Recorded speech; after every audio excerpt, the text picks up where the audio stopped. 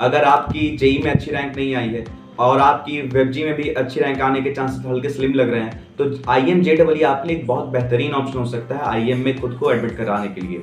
तो हर एक डिटेल देखेंगे। तो जैसा कि आपको पता है IIM के बारे में, IIM एक बहुत ही अच्छा और सबसे पहला इनफैक्ट वेस्ट बंगाल का प्राइवेट इंस्टीट्यूट में आता है। ये आपका एस्टैब्लिश हुआ था 1989 में और ये आपका सॉल्ट लेक में है, जो कि कोलकाता का आपका प्राइम लोकेशन है, IT हब भी उसे बोला जाता है। और इसके बाद आपका ये जो है एफिलिएटेड है दोस्तों UEM से।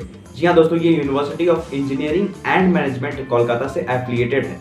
तो इसके बारे में सबसे अच्छी बात ये है दोस्तों कि ये, तो पहली बात, ये नंबर 1 प्राइवेट कॉलेज है वेस्ट बंगाल का। जी हाँ दोस्तों, ये नंबर 1 प्राइवेट कॉलेज इसीलिए क्योंकि इसका प्लेसमेंट रिकॉर्ड काफ़ी अच्छा रहा है, लगातार अच्छा रहा है। इसके कोर्सेज AICTE अप्रूव्ड हैं और इसे जो ग्रेड A स्कोर दिया गया है वो NAC के द्वारा दिया गया 3.25 की, जो कि काफ़ी बेहतरीन रखी जाती है। उसके बाद ये आपका 3rd बेस्ट इंजीनियरिंग कॉलेज है दोस्तों। 3rd बेस्ट इसीलिए क्योंकि आपका नंबर 1 पे आपका आ जाता है, फिर आप जादवपुर और IIT KGP के बाद अगर कोई है तो वो यही है।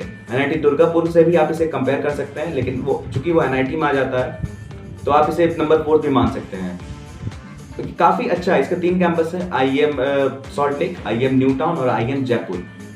कोई भी असिस्टेंस चाहिए होगी एडमिशन के लिए तो आपका नंबर स्क्रीन पर डिस्प्ले हो रहा है, आप उस पर कॉल कर सकते हैं या फिर आप डिस्क्रिप्शन बॉक्स में दिए गूगल फॉर्म को फिल कर सकते हैं। हमारी टीम जरूर आपको कांटेक्ट करेगी और अफोर्डेबल रेट पे, जो रेट सबसे अफोर्डेबल होगा उस पर आपको एडमिशन कराया जाएगा दोस्तों। ये हमारा कमिटमेंट है।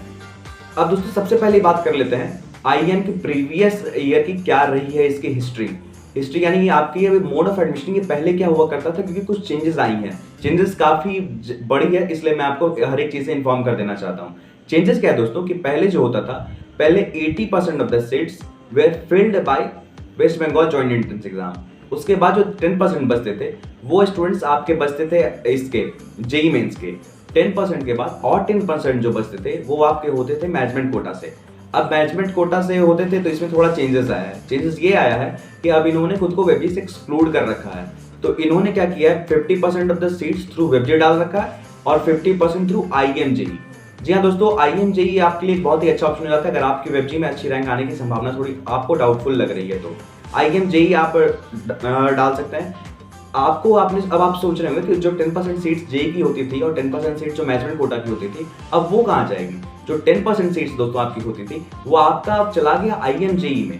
जी हाँ दोस्तों, वो अब आप IIMJEE दे पाओगे और IIMJEE अगर आपने दिया होगा तभी आपका एडमिशन हो सकता है यहाँ पे आपका मैनेजमेंट कोटा में। तो सबसे अच्छी बात यह है कि आपका जो IIMJEE का जो फॉर्म है वो फ्री ऑफ कॉस्ट है दोस्तों।